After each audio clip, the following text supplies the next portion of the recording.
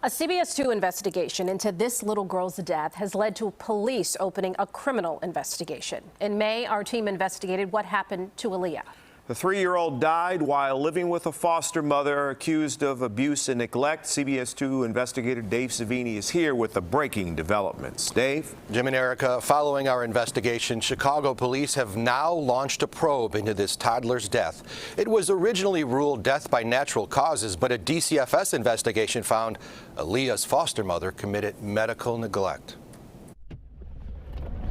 Excuse me, Karen. I got to ask you some questions about DCFS.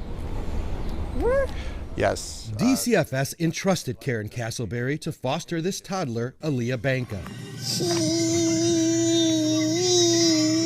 The 3-year-old died in 2020, and after an investigation, DCFS held Castleberry responsible for death by neglect and medical neglect for failing to administer the child's medication to her. There's a death by neglect investigation that was indicated against you.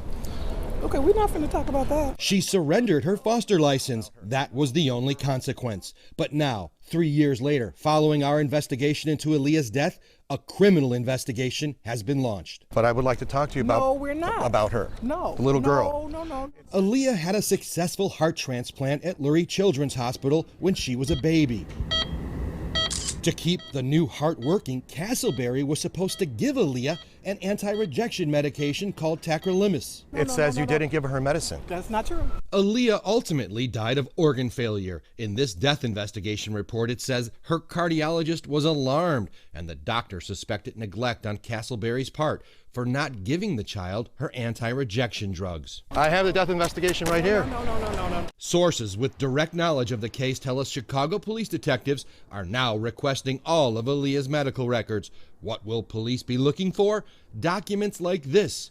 According to a DCFS investigation, Castleberry, the foster mother, had not picked up the child's medication for the prior month of September, despite several notifications from the pharmacy. It just says your name. It says Karen Castleberry, death by neglect, medical neglect.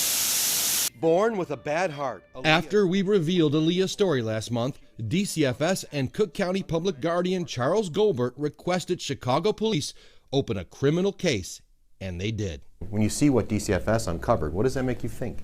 This foster mother was medically derelict to this child, a child with very high special needs. We also found Castleberry had been accused of prior abuse and neglect. In 2017, Castleberry was arrested and charged for beating another child with a belt to her face and back.